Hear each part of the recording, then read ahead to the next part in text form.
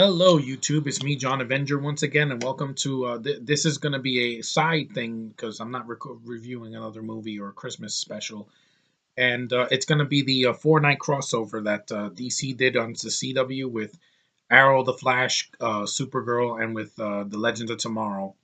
And what did I think about it? Well, it was very entertaining from start to finish. There were some flaws. I had some issues with the Supergirl episode, mostly because the ending was Flash appears at the very last second, and then they had the stupid kiss between Alex and Maggie, which I didn't care about. That was so stupid.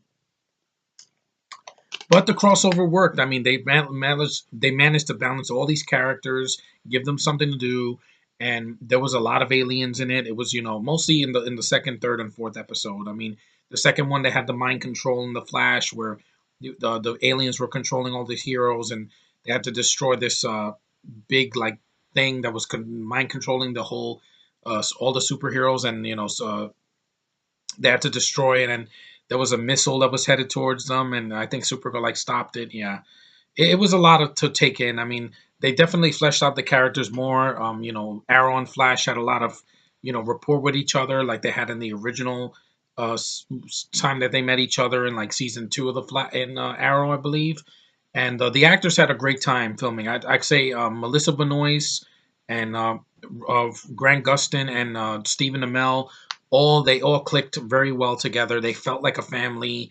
These are not just actors doing a role; these are a family of actors doing these roles and playing them very well. The action was flawless. I thought there was a lot of action. A lot of great visual effects for TV shows, and it didn't feel forced. Like a lot of the characters were in there. They all managed to blend in well with each other's worlds. There wasn't like a stupid side character that you didn't need besides Maggie in the Supergirl episode. I don't care about that character, but the rest of it fit very well. The aliens looked awesome. There was they invaded the whole planet, going from place to place, just destroying everything in sight. And of course, they have a agenda or motive, which is always take over the planet. And I think the visual effects worked well. I mean, the aliens pretty much had the pulsating heads. I'll take this over Suicide Squad any day because this felt more natural than Suicide Squad, where you put all these villains together and it felt really forced and contrived, and they were not fighting anything really that threatening. Plus, the CGI looked awful. Here, it worked. I think the last episode with the Legends, where they all come together to fight the aliens at the end, was majestic. Them fighting the aliens in the field, everybody had their moment to shine. The only character I didn't care about in the Legends in this new season is Vixen. It's some British actress that was in The Force Awakens too, and her powers are lame. She has this like shadow, this blue image of an animal that the spirit of an animal comes out of her. It's lame. I prefer Beast Boy from the Teen Titans. But everybody else is good. I thought Commander Steel was cool. Nick Zano's character.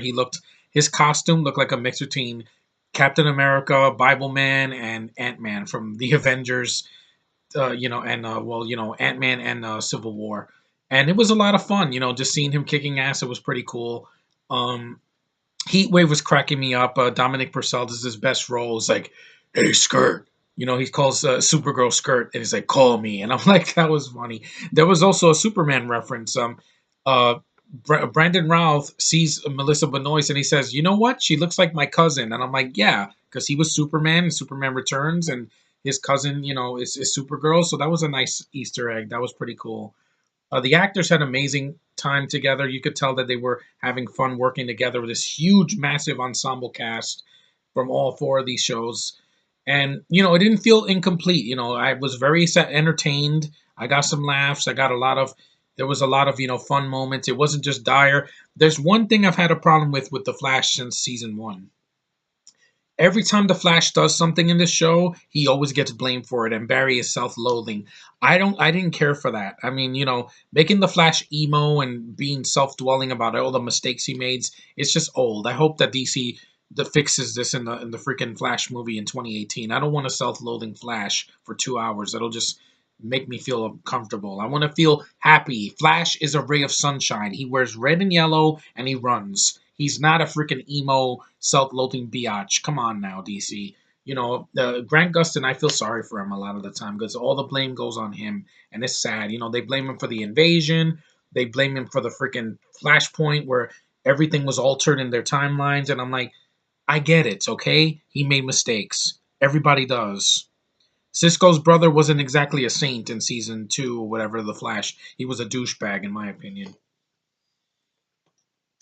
But for a crossover, I really enjoyed this. I still prefer the other one that they had with the Flash and Supergirl's first crossover in season one of Supergirl. That was awesome.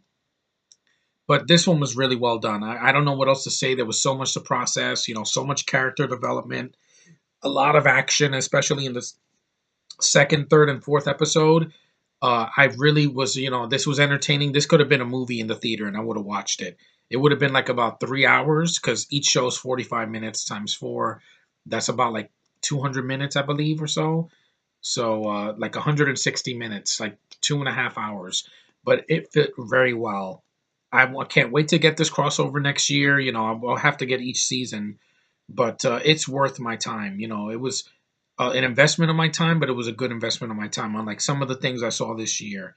And there was no Joker or anything big, no big villains, just a lot of aliens, but it worked. And for this kind of a crossover, you couldn't have done it any better.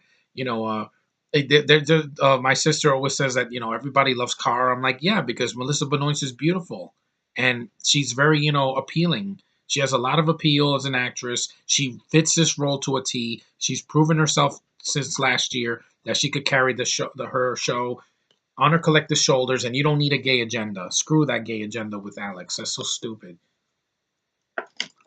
And like I said, great ensemble cast together, except for Vixen. I thought you could have casted, just brought back the girl from the that originally played Vixen, and it just worked well, despite the problems that I had, with some of the subplots that didn't go anywhere, and some characters just make a quick cameo. I did like the thing with Oliver, showing his an alternate world that he could live in where everything is perfect. His parents are alive, and he is married to Laurel and everything. That was cool.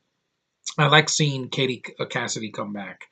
I like the family moments. There was a lot of heart to this. That's why it worked. This would have failed if I didn't feel anything, but it really worked very well. All the characters came together for a purpose, and it paid off in spades. This was better than a lot of the movies I saw this year. Honest to God, but this was almost Civil War if DC made their own Civil War, except the heroes weren't fighting each other, except in the second part. But it was like that, and it was pretty damn awesome. I would give it overall an 8 out of 10 for all the episodes combined. And DC, you see, you can do something good when you really try. When you don't try, you get Suicide Squad, a jumbled mess which is edited to crap, and you underuse your most prestige characters like Joker. Why? I don't know. But here, all the characters fit. It was very well done. I really enjoyed it. I give it 2 thumbs up. It's really well done. It's flawed, but it's still very entertaining from start to finish. And that's all I can say. But anyway, thanks for watching, guys. Commenting, subscribing. You guys are awesome. I really want to watch more Christmas movies. December 25th is coming really soon. Uh, you know, I already did a review of The Grinch. I hope you got to hear it. I know there was a lot of wind, so I apologize for that. But keep watching, and I'll keep watching these DC shows because they really entertained me throughout this year. This crossover, very well done 4 night event. Just all of it fit together like a puzzle piece, and it worked. So, anyway, thanks for watching. Take care, and I'll see you in the next one.